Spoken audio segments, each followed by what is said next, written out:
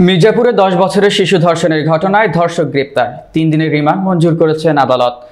টাঙ্গাইলের মির্জাপুর উপজেলা থেকে মাসুদ পারভেজের তথ্য ভিডিও চিত্রে দেখুন বিস্তারিত। মির্জাপুরে আজগানা ইউনিয়নে কুড়িপাড়া এলাকায় শিশু ধর্ষণের ঘটনায় ধর্ষক ফিরোজ মিয়াকে গ্রেপ্তার করেছে পুলিশ। ধর্ষণের ঘটনার 27 দিন পর তাকে গ্রেপ্তার করা হয়েছে। গ্রেপ্তারকৃত এই আসামি ধর্ষণ মামলার মূল আসামি বলে জানা যায়।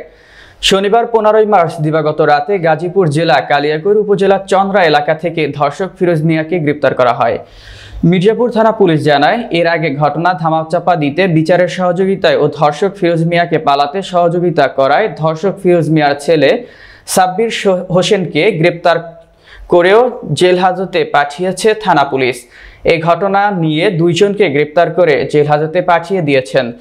মামলার প্রধান আসামি ও ধর্ষক ফিরোজ মিয়াকে গ্রেপ্তার করে থানায় এনে জিজ্ঞাসা করা হলে তিনি ধর্ষণের বিষয়টি স্বীকার করে বলে জানা যায়। পরে তাকে 5 দিনের রিমান্ডের চেয়ে কোর্টে প্রেরণ করা হলে টাঙ্গাইল কোর্টের senior judicial magistrate Rumi Khatun 3 দিনের রিমান্ড মঞ্জুর করেন। উল্লেখ্য, গত 27 দিন আগে ধর্ষণ করা হয় 10 বছরের বয়সের এক শিশুকে। বিষয়টি স্থানীয় মাতব্বররা 17-18 দিন পর ঘরোয়াভাবে বসে বাকিতে মীমাংসা করে বলে জানা যায়। পরে বিষয়টি জানাজানি হলে ওই শিশুটির মা বাদী হয়ে মির্জাপুর থানায় একটি মামলা দায়ের করেন।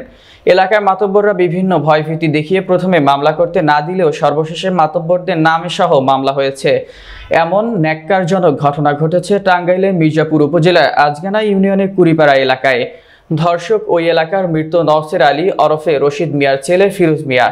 মির্জাপুর থানায় অফিসার ইনচার্জ মোহাম্মদ মোশাররফ হোসেন গ্রেপ্তারের বিষয়টি নিশ্চিত দিয়ে বলেন, গ্রেপ্তার শেষে আসামিকে 5 দিনের রিমান্ড চেয়ে জেল হাজতে পাঠানো হলে বিচারক 3 দিনের রিমান্ড মঞ্জুর করেন।